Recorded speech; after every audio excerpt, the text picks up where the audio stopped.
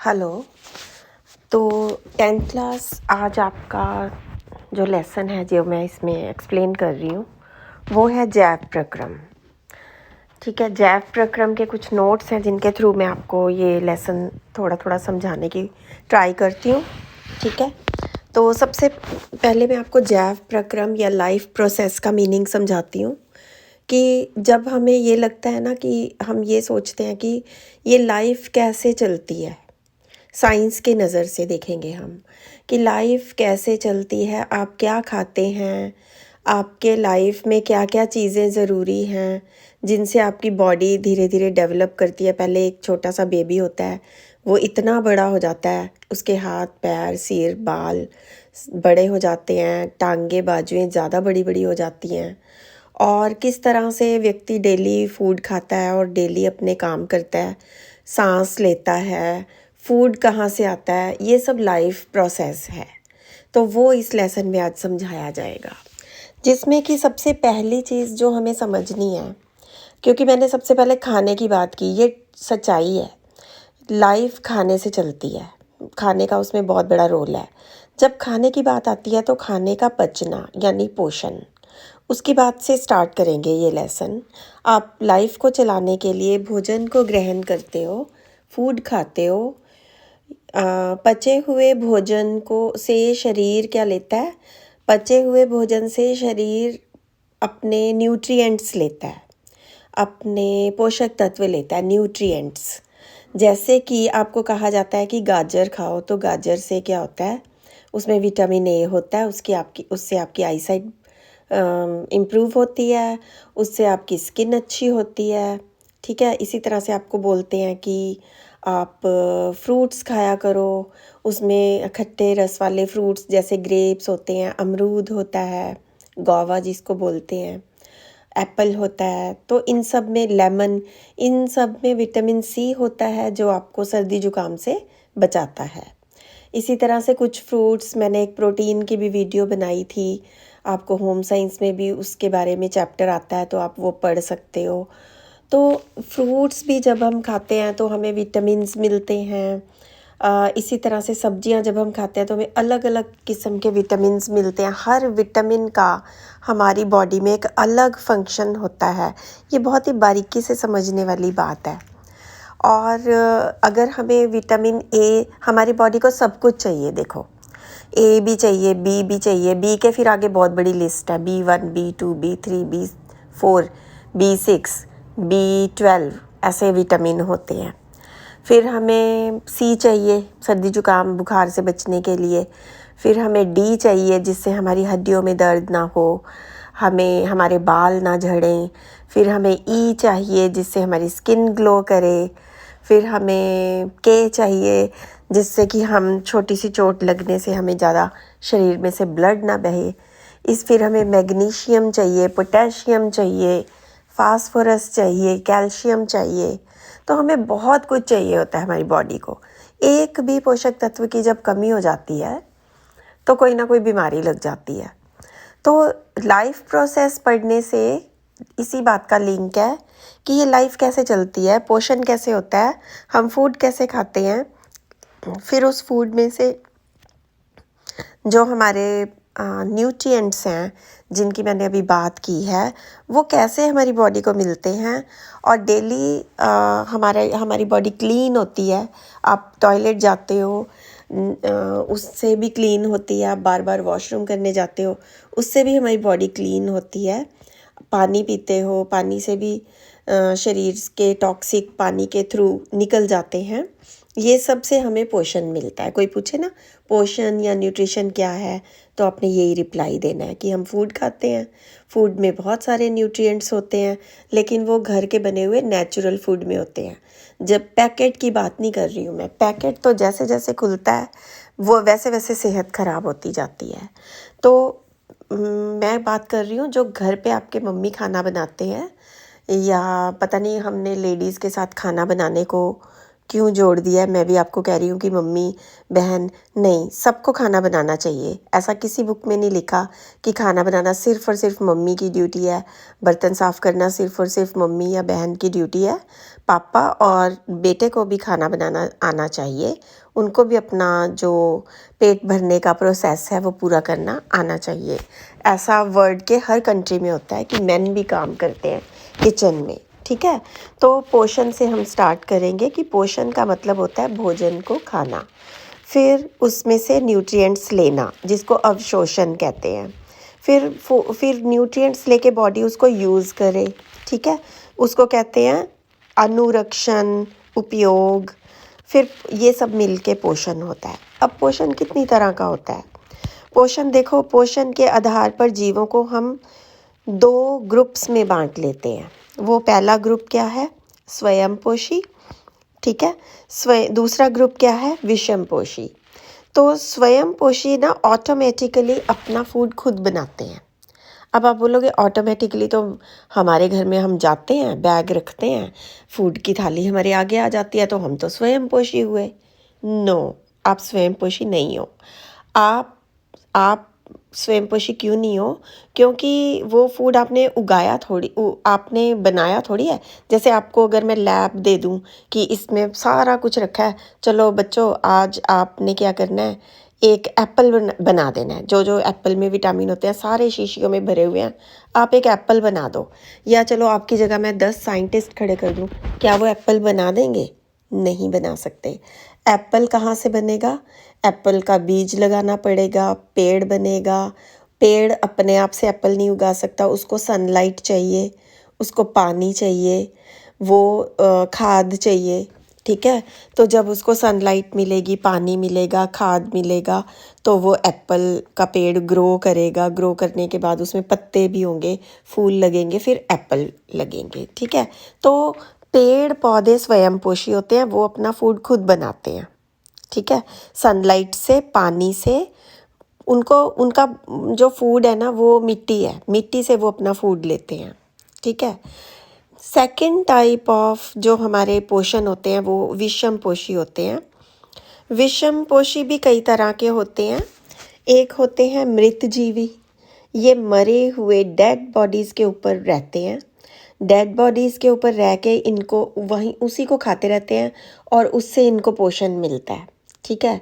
तो वो होते हैं, जैसे फंगस लग जाती है, अब आप बरसात में किसी चीज़ को क्लीन ना करो, कोई फ्रूट पड़ा है, सब्जी पड़ी है, फिर धीरे धीरे क्या होता है उसके ऊपर वाइट वाइट जाली सी लगनी शुरू हो जाती है, जूतों पे भी लग जाती है, ठीक है। वो क्या होते हैं? फंगस होते हैं, बैक्टीरिया होते हैं, प्रोटोजोआ।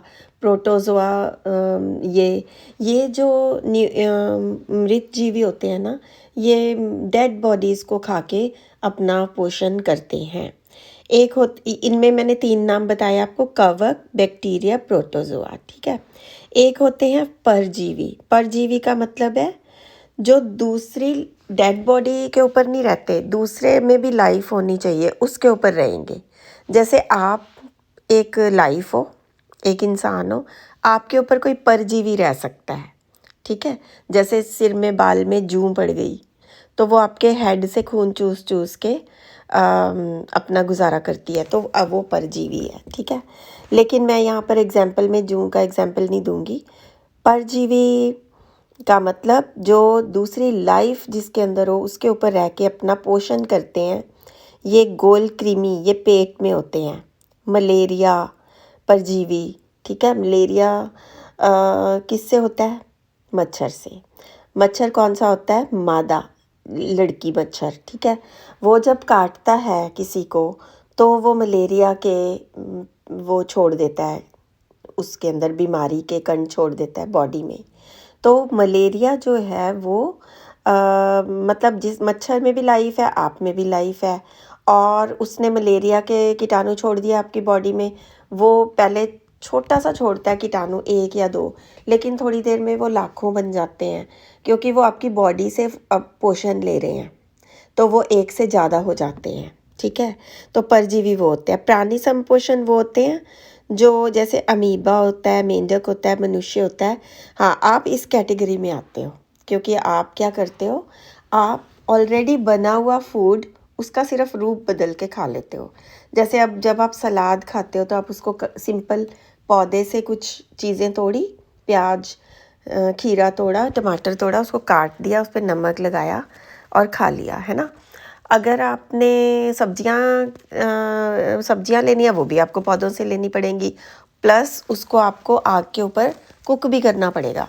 ठीक है, मैं यहाँ पर सबकी नॉलेज के लिए बता दूँ कि कुछ लोग वेजिटेबल्स को रॉ खाने की कोशिश करते हैं, लेकिन वेजिटेबल्स सारी रॉ खाने के लिए नहीं बनी होती हैं। कुदरत ने उनको ऐसे बनाया होता है कि उनको कुक करके खाया जाए। सलाद को रॉ खाना चाहिए, सलाद को कभी कुक नहीं करना चाहिए, और वेजिटेबल्स को हमेशा कुक्ड फॉर्म में ही खाना चाहिए। ठीक है, अब हम आगे चलते हैं। अब है स्वयंपोषी, इसको और थोड़ा एक्सप्लेन कर दें। मैंने आपको पहले भी बताया कि स्वयंपोषी वो होते हैं जैसे कि पेड़ पौधे, और कुछ बैक्टीरिया भी स्वयंपोषी होते हैं। इनको अपने पोषण के लिए ऊर्जा की ज़रूरत होती है। ऊर्जा की ज़रूरत प्रकाश संश्लेषण, जिसको इंग्लिश में फोटोसिंथेसिस बोलते हैं, इसके लिए 3 चीज़ें ज़रूरी होती हैं: पानी, सनलाइट और मिट्टी। ओके, तो प्रकाश संश्लेषण से वो अपना फूड बना लेते हैं, या फोटोसिंथेसिस से वो अपना फूड बना लेते हैं। इसीलिए पौधों को हमेशा धूप मिलना ज़रूरी होता है। जैसे ही किसी पौधे को आप धूप से हटा देते हो तो वो मरना शुरू हो जाता है, क्योंकि उसको उसका फूड नहीं मिल रहा। ठीक है, फिर है प्रकाश संश्लेषण को इसमें ज़्यादा एक्सप्लेन करके वो आपको क्वेश्चन आता है कि ये एक प्रोसेस है प्रकाश संश्लेषण, जिसमें स्वयंपोषी जो होते हैं ना, जो ऑटोमेटिकली अपना फूड खुद बना लेते हैं, उनको एक एनर्जी फॉर्म में कुछ चाहिए होता है। एनर्जी फॉर्म में कोई क्या मिलता है उनको?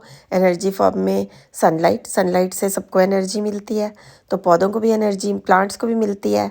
फिर ये क्या करते हैं, कार्बन डाइऑक्साइड और पानी लेते हैं, और क्लोरोफिल इनके अंदर होता है। सारे पेड़ पौधे जितने भी हैं मैक्सिमम ग्रीन कलर के पत्ते होते हैं। ग्रीन कलर जो होता है ना वो क्लोरोफिल होता है। ठीक है, क्या बताई बात मैंने कि पौधों के पत्तों में जो ग्रीन कलर आता है वो उसका एक मतलब होता है। ग्रीन कलर ऐसे ही नहीं होता।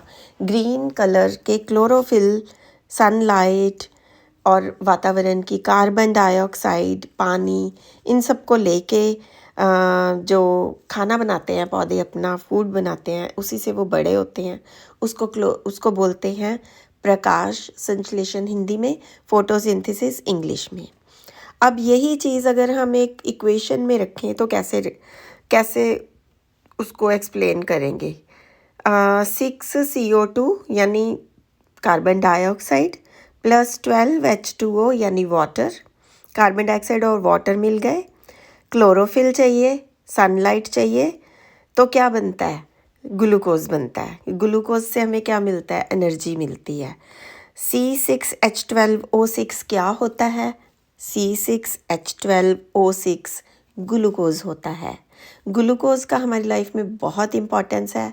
आप कुछ भी खाना खाते हो उससे आपको एनर्जी मिलती है। वो एनर्जी का नाम क्या है? ग्लूकोज है। ग्लूकोज का सिंबल क्या है? C6H12O6। ये किस काम आता है? ये हमें एनर्जी देता है। अगर आपने खाना नहीं खाया तो आपकी एनर्जी डाउन होने लग जाती है, धीरे धीरे आपको हेडेक होने लग जाता है, शरीर में जान नहीं रहती, क्योंकि आपको क्या नहीं मिला? C6H12O6 नहीं मिला। वो क्या है? वो ग्लूकोज है। ग्लूकोज हमें कहाँ से मिलता है? पौधों से। पौधों में ग्लूकोज कहाँ से आता है?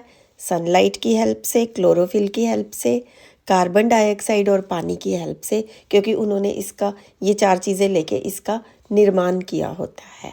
किसकी बात कर रहे हैं? ग्लूकोज की। ग्लूकोज का सिंबल क्या है? C6H12O6। ये लर्न कर लेना। प्लस ऑक्सीजन, देखो पेड़ पौधे कितना अच्छा काम करते हैं। जो गैस हमें नहीं चाहिए, कार्बन डाइऑक्साइड हमें ज़्यादा नहीं चाहिए, अगर ज़्यादा हो जाती है तो वातावरण में बहुत ही गर्मी सी हो जाती है जो हमें नहीं चाहिए होती, जो हमसे सहन नहीं होती। तो ये प्लांट सारे ना कार्बन डाइऑक्साइड यूज़ अप कर लेते हैं अपना खाना बनाने के लिए। और हमें क्या चाहिए होता है?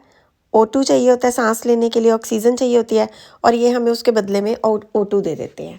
इसलिए प्लांट्स उल्टा करते हैं, हम उल्टा करते हैं। हम क्या करते हैं, ऑक्सीजन लेते हैं, और जब सांस ले लेते हैं, जैसे ब्रीद इन किया तो क्या लिया, ऑक्सीजन, ब्रीद आउट किया तो क्या छोड़ा, CO2।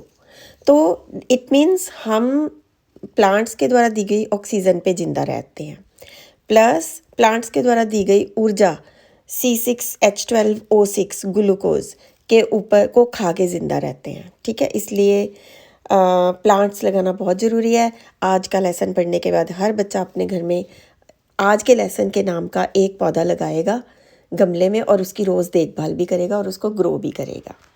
फिर 6H2O यानी पानी। ठीक है, तो पानी भी हमें कहाँ से मिलेगा, पौधों से। अब हम कंप्लेंट करते हैं पानी नहीं आता, पानी नहीं आता, तो पौधों से पानी आता है। अब आप बोलोगे कि इतना तो पानी आ गया, फ्लड आ गया। फ्लड क्यों आता है, फ्लड भी पेड़ की कमी से आता है। जब पेड़ लगाते हैं तो पेड़ की जड़ मिट्टी को पकड़ लेती है और पानी के साथ उस मिट्टी को बहने नहीं देती है। जब आसपास सड़कों पे पेड़ ही पेड़ लगे होंगे तो जब पानी बहेगा तो मिट्टी नहीं निकल सकती। सड़क के नीचे की मिट्टी क्यों निकलती है, जब हम उस पर स्ट्रॉन्ग बड़े बड़े शक्तिशाली पेड़ नहीं लगाते तो मिट्टी निकल जाती है, जिसकी वजह से फ्लड्स और ज़्यादा तेज़ गति से बहने लग जाते हैं। ठीक है, तो अब आपको समझ आ गया प्रकाश संश्लेषण या फोटोसिंथेसिस क्या होता है। प्रकाश संश्लेषण या फोटोसिंथेसिस के 4 प्रोडक्ट्स जरूरी हैं। CO2 कार्बन डाइऑक्साइड, ठीक है, सनलाइट जरूरी है, क्लोरोफिल जो ग्रीन पिगमेंट होता है पौधों के पत्तों में, और वाटर। ठीक है, अब आगे चलते हैं। ये हमने ऊपर कर लिया, मतलब प्रकाश संश्लेषण की आवश्यक कच्ची सामग्री रॉ मटेरियल कर लिया हमने। अब प्रकाश से फोटोसिंथेसिस या प्रकाश संश्लेषण में होता क्या है। सबसे पहले सनलाइट को पौधा एब्जॉर्ब करता है। क्या करता है, पौधे को हम धूप में रखते हैं, वो अपने अंदर सनलाइट को एब्जॉर्ब करता है, यानी अंदर लेता है। उसमें कौन सा पदार्थ उसकी हेल्प करता है, क्लोरोफिल हेल्प करता है। क्लोरोफिल कहाँ होता है, पौधे के हरे पत्तों में होता है। ठीक है, फिर सनलाइट को एब्जॉर्ब कर लिया, अवशोषित कर लिया, फिर उसकी एनर्जी बनती है। ठीक है, रासायनिक ऊर्जा बनती है। फिर पानी एब्जॉर्ब करता है पौधा, हम उसकी हर पौधे को रोज़ पानी देते हैं या बारिश से पानी मिलता है, तो फिर पानी एब्जॉर्ब करता है। पानी के बाद हाइड्रोजन और ऑक्सीजन बनते हैं। जब प्लांट को पानी देते हैं ना, तो प्लांट को पानी देने के बाद प्लांट क्या करता है, उस पानी का हाइड्रोजन और ऑक्सीजन बनाता है। जैसे आप पानी पीते हो तो आप यूरिन जाते हो, बाथरूम जाते हो, इसी तरह से प्लांट पानी पीता है तो उसकी 2 चीज़ें बनाता है, हाइड्रोजन और ऑक्सीजन। कार्बन डाइऑक्साइड कार्बोहाइड्रेट बनाता है। कार्बोहाइड्रेट क्या है, कार्बोहाइड्रेट आपका C6H12O6 है, ग्लूकोज है। कौन बनाता है, पौधे बनाते हैं। कैसे बनाते हैं, sunlight, chlorophyll, carbon dioxide, CO2 की मदद से। अब क्लोरोप्लास्ट क्या होता है, ये एक अलग चीज़ है। पत्तों की कोशिकाओं में हरे रंग के छोटे छोटे आपको बिंदु से दिखाई देंगे। ये आपको ऐसे नहीं दिखाई देंगे, इनको देखने के लिए आपको माइक्रोस्कोप की ज़रूरत पड़ती है। और क्लोरोप्लास्ट पत्तियों की कोशिकाओं में हरे रंग के बिंदु दिखाई देते हैं। ये हरे रंग के बिंदु कोशिकाओं के हिस्से होते हैं, इनको क्लोरोप्लास्ट कहते हैं। और इसी तरह से कुछ छोटे छोटे उनमें छेद भी होते हैं, उनको रंध्र कहते हैं, स्टोमेटा भी कहते हैं। इनसे कार्बन डाइऑक्साइड लेना, ऑक्सीजन छोड़ना, पानी का वाष्प लेना, एब्जॉर्ब करना, ये सब। पानी जैसे आपने जड़ में दिया, फिर पत्ते एकदम पत्तों में लाइफ आ जाती है, फिर वो पत्तों से पानी रंध्र के द्वारा वातावरण में वाष्पीकृत हो जाता है, तो पत्ते थोड़े डाउन से हो जाते हैं। जैसे ही हम पानी देते हैं फिर पत्ते मतलब फ्रेश हो जाते हैं। ठीक है, अब आता है विषमपोषी। विषमपोषी कौन लोग हैं, मैंने आपको बताया था। विषमपोषी वो होते हैं जो अपना फूड स्वयं नहीं बनाते, पौधे ही सिर्फ अपना फूड स्वयं बनाते हैं। विषमपोषी 3 तरह के होते हैं, प्राणी संपोषण, मृतजीवी, परजीवी। प्राणी संपोषण हम हैं, जैसे हम अपने फूड के लिए किस पर डिपेंड करते हैं? पौधों पर। पौधों से हम अपना फूड लेते हैं, या जो नॉन वेजिटेरियन फूड खाते हैं वो अपना फूड कहाँ से लेते हैं? जानवरों से। फिर आते हैं मृतजीवी, जो डेड बॉडीज़ को खा के अपना पोषण करते हैं। मरे हुए शरीरों, सड़े गले शरीरों के ऊपर से वो अपना पोषण लेते हैं, जैसे कि फंगस और कवक। फिर आते हैं परजीवी। परजीवी किसी दूसरे जीवित प्राणी के शरीर में रहते हैं, उसको मारते नहीं है लेकिन उनसे अपना पोषण लेते रहते हैं, जैसे कि जूं आ गया ना, पेट के कीड़े, है ना, इस तरह से। तो पेट के कीड़े को फीता कृमि भी बोलते हैं, गोल कृमि भी बोलते हैं। आप किसी भी, ये दोनों अलग अलग होते हैं। फीता कृमि फ्लैट होते हैं, फ्लैट वॉर्म होते हैं, और गोल कृमि गोल होते हैं, जैसे आप नूडल्स खाते हो वैसे। और जिन बच्चों के पेट में बहुत ज़्यादा कीड़े हो जाते हैं तो उनको दवाई पिलाई जाती है इनको मारने के लिए। अदरवाइज़ थोड़े बहुत ये कृमि हर उस बच्चे के पेट में हो ही जाते हैं जो बाहर से रोज़ रोज़ किसी जैसे अनहाइजीनिक कंडीशन में बने हुए खाने को खाता है। पेट के अंदर फंगस भी लग जाती है, यानी कि पेट के अंदर फूड सड़ जाता है और फिर उसके ऊपर ये रहने लग जाते हैं। कौन? फफूंदी। वो फूड पेट के अंदर डाइजेस्ट नहीं हो रहा, ठीक है, और आप खाई जा रहे हो तो डाइजेस्ट होने नहीं दे रहे खाने को, वो ओवर हो गया तो पेट के अंदर ही वो सड़ने लग जाता है तो फिर ये फफूंदी कवक पेट के अंदर भी लग जाते हैं। फिर उसके बाद आता है जीव अपना पोषण कैसे करते हैं। अब जो हम लोग जीवित प्राणी हैं, हम हो गए, पशु पक्षी हो गए, ये सब कोशिकाओं से बनते हैं। जिसमें भी लाइफ होती है ना, वो कोशिका से बनती है, चाहे कोई भी चीज़ हो, चाहे प्लांट्स हो, चाहे इंसान हो। तो जो कोशिका होती है, कोशिका जीव बनाती है। अब कई जीवों में सिर्फ एक ही कोशिका होती है, कई जीव बहुत ज़्यादा, जैसे हम लोग हैं, पशु पक्षी हैं, उनमें बहुत ज़्यादा कोशिकाएं होती हैं, आप गिन भी नहीं सकते इतनी होती हैं। लेकिन देखो भगवान का, नेचर का एक करिश्मा कि ऐसे भी भगवान ने जीव बनाए हैं। आप लोगों के अंदर अगर हम देखें तो मिलियंस में कोशिकाएं होती हैं, लेकिन दूसरी तरफ भगवान ने ऐसे भी जीव बनाए हैं जो सिर्फ एक कोशिका से जीवन ले लेते हैं, जैसे अमीबा, पैरामीशियम, ये सिर्फ एक कोशिका से बनता है। अमीबा एक कोशिका का होता है और ये प्राणीसम होता है। प्राणीसम कौन होता है? जो दूसरे से फूड लेता है, दूसरे को खा के फूड जिंदा रहता है। और ये कूटपाद विधि द्वारा भोजन ग्रहण करता है, यानी कि ये कहीं से भी अपना, जैसे अपनी फूड वाली शेप बना ले। जैसे मान लो एक ना राउंड है, ठीक है, वो जीवन है, उसमें राउंड है, उसको भगवान ने ना मुंह दिया है, ना पैर दिए हैं, ना उसको फूड बाहर निकालने वाले कोई अंग दिए हैं। तो वो क्या करता है? वो अमीबा है, वो एक ही कोशिका है। तो अंग तो तब बनेंगे ना अगर कोशिकाएं ज़्यादा होंगी, तो वो एक ही कोशिका है। तो जब उसके सामने फूड आता है ना, तो वो अपने आप को मोड़ लेता है, मोड़ के एक हुक सी बना लेता है, उसमें फूड आ जाता है तो उसको वो खा लेता है और डाइजेस्ट हो जाता है। अब उसको जैसे जैसे वो फूड खाता जाएगा वैसे वैसे वो बड़ा होता जाएगा, ठीक है। जब बड़ा हो जाता है तो इतना बड़ा हो जाता है तो फिर उसकी कोशिकाएं ज़्यादा तो बन नहीं सकती। तो जब वो बड़ा हो जाता है, फूड खा लेता है, बड़ा हो जाता है, तो 1 के 2 बन जाते हैं, 2 के 4, 4 के 8 बन जाते हैं। और ये कई बार इंसान, ये पानी के द्वारा अगर किसी इंसान के पेट में चले जाते हैं तो भी व्यक्ति बीमार हो जाता है। इसीलिए जब आप डॉक्टर के पास जाते हो तो डॉक्टर आपको ना एक सलाह हेल्दी पर्सन को भी दे देता है कि ऐसा पानी मत पियो, जैसे आप रेडी से खाते हो ना छोले भटूरे, टिक्की, गोलगप्पे, है ना, बड़े पानी में हाथ डिप कर कर के वो भैया जब खिलाता है।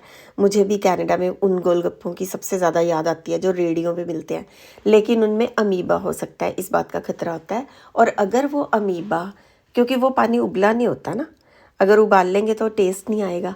तो जब वो अमीबा पेट में बाई चांस किसी के पहुंच गया तो फिर काम खराब हो जाता है, व्यक्ति बार बार वॉशरूम जाता है।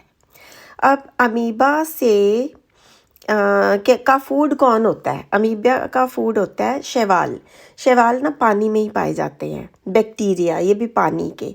डाइटम, ठीक है, और मरे हुए कार्बनिक पदार्थ, इनसे अमीबा अपना खाना, भाई ये उसका फूड है, ठीक है। बैक्टीरिया वगैरह खा के वो 1 से 2 बन जाते, वो बड़े नहीं होते, वो 1 से 2 बन जाते हैं। फिर वो दोनों जब फूड खाएंगे तो 2 से 4, 4 से 8, बड़ी जल्दी फैलते हैं। फिर अमीबा में मैंने आपको बताया 3 तरह से, जैसे मैंने अभी आपको सिंपल भाषा में बताया था ना कि अमीबा मान लो एक गोल सा है, टेढ़ा मेढ़ा सा। अब उसके सामने बैक्टीरिया आ गया कोई, तो उसको मुंह तो हो नहीं सकता। मुंह क्यों नहीं हो सकता? क्योंकि उसके अंदर एक ही कोशिका है, तो वो अपने ना शेप ऐसी बना लेता है, हुक जैसी, और उसके अंदर वो बैक्टीरिया को प्रेशर में ले लेता है।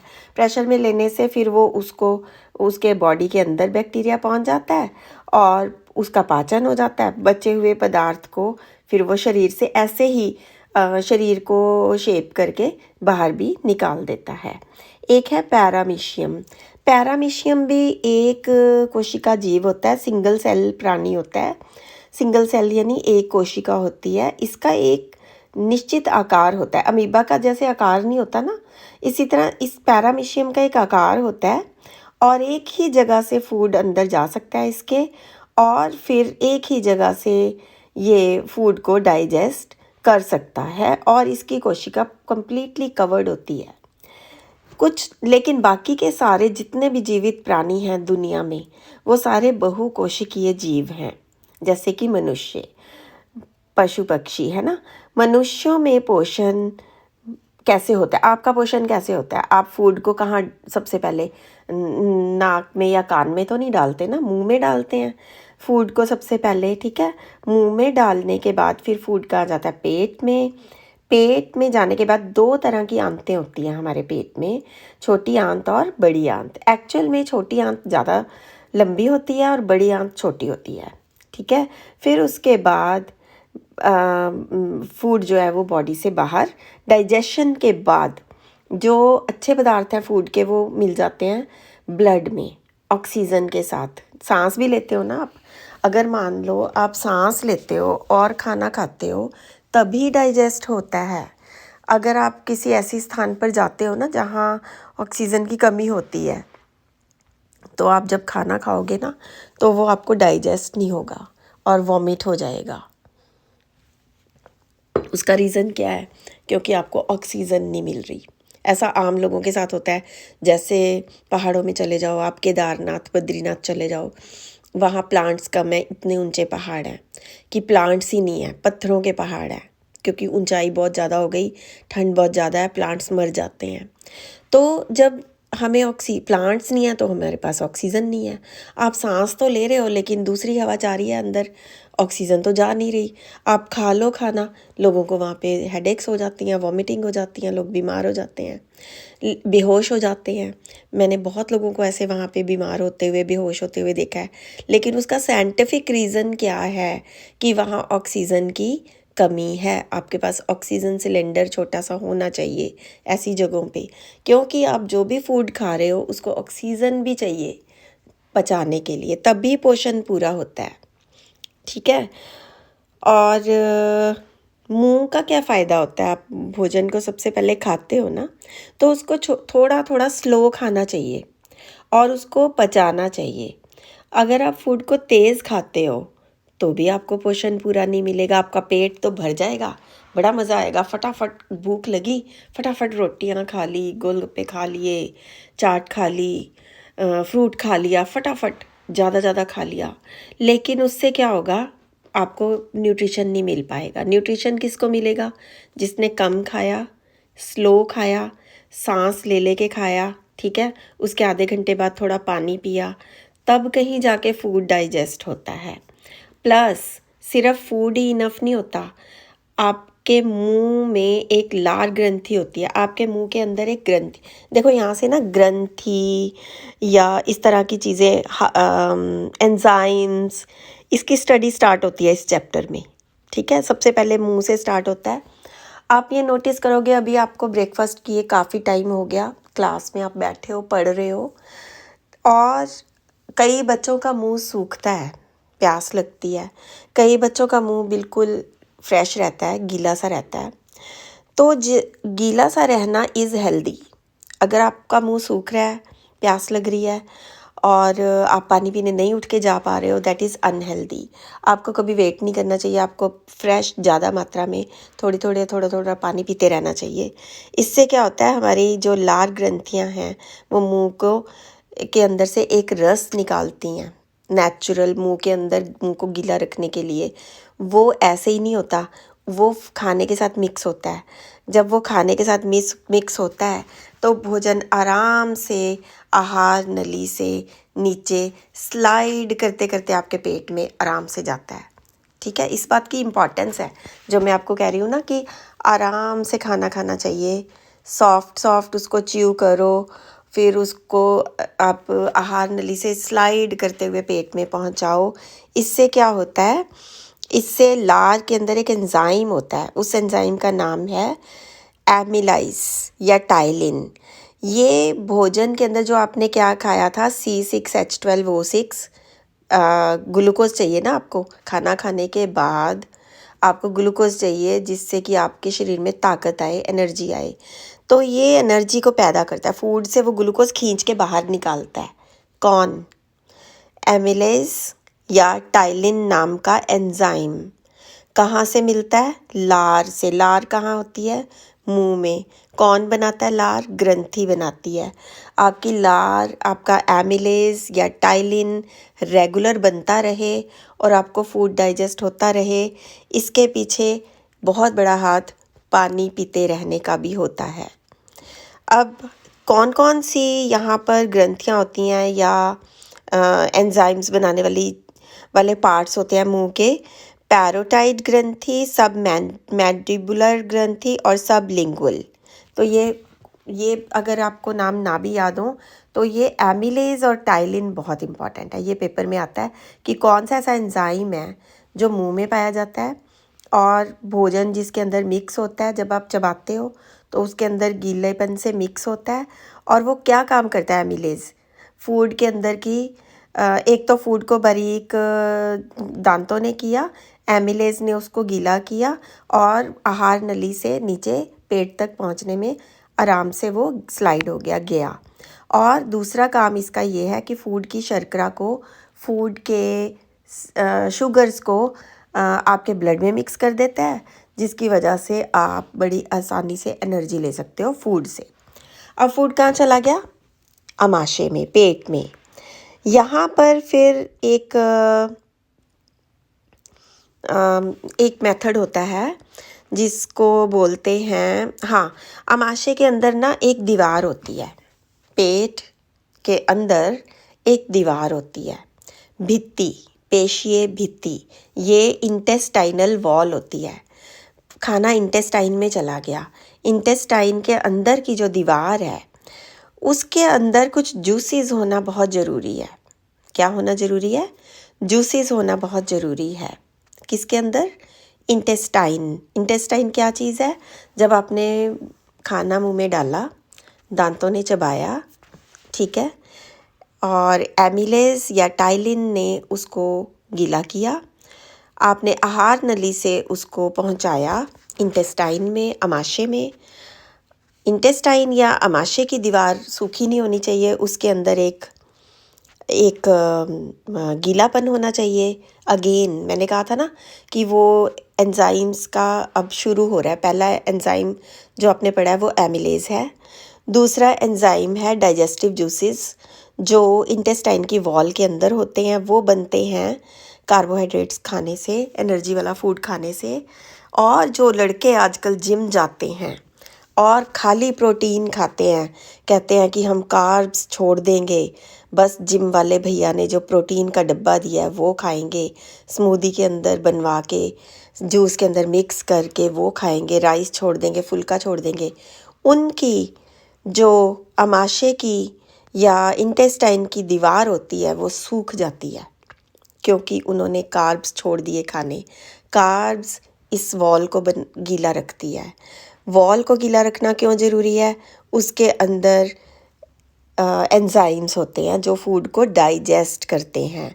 एंजाइम्स जो फूड को डाइजेस्ट करते हैं उनके साथ साथ एक HCl भी पेट के अंदर होता है जिसको एसिड बोलते हैं, हाइड्रोक्लोरिक एसिड बोलते हैं।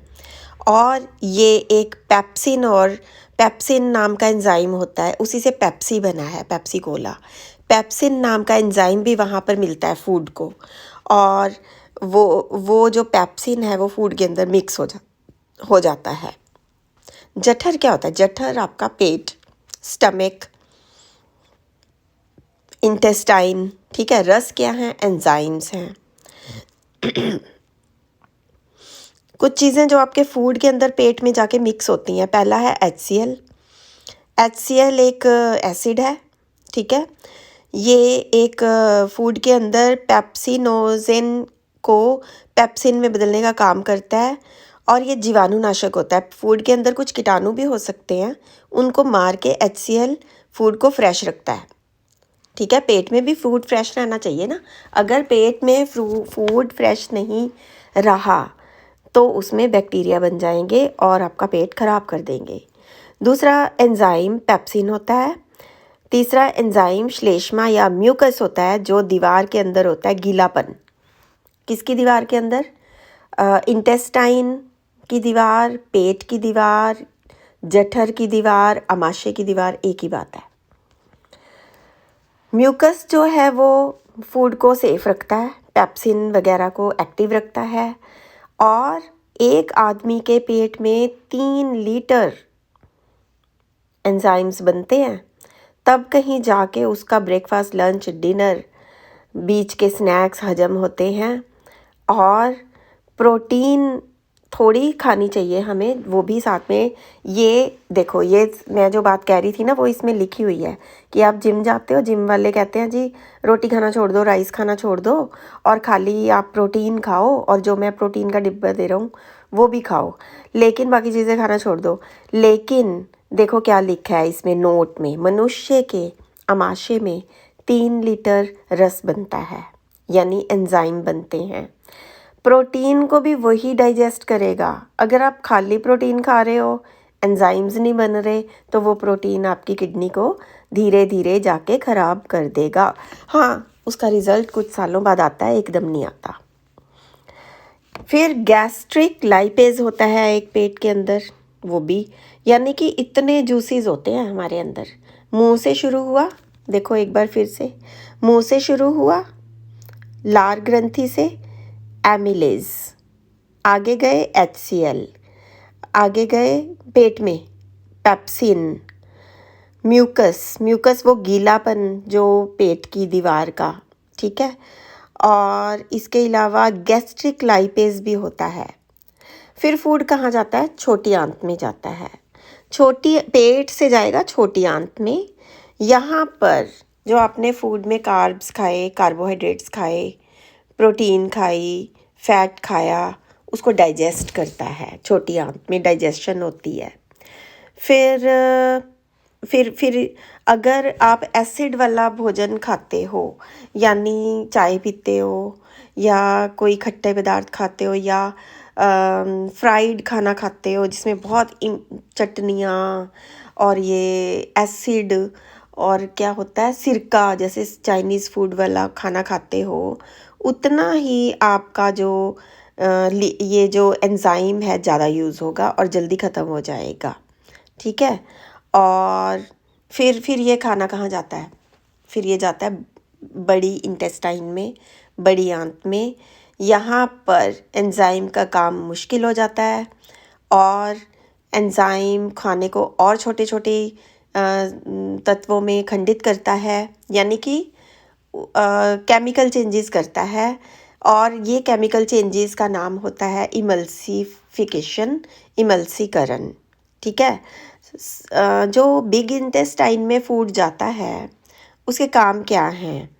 बिग इंटेस्टाइन में एक और एंजाइम निकलता है जिससे प्रोटीन डाइजेस्ट होता है। इसको बोलते हैं ट्रिप्सिन एंजाइम, या इमल्सीकृत वासा पाचन के लिए लाइपेज एंजाइम, यानी ट्रिप्सिन और लाइपेज ये क्या होते हैं? ये बिग इंटेस्टाइन, बड़ी आंत में। फिर और क्या होता है कि जटिल कार्बोहाइड्रेट्स को ग्लूकोज में बदलने का काम होता है। वसा को, यानी जैसे आपने बटर खाया, घी खाया, तेल खाया, खाने को तेल से बनाते हैं ना, तो उससे बनेगा वसा अम्ल, फैटी एसिड्स, वो भी हमारी बॉडी को चाहिए होते हैं कुछ मात्रा में। ग्लिसरॉल वो भी चाहिए होता है, ठीक है।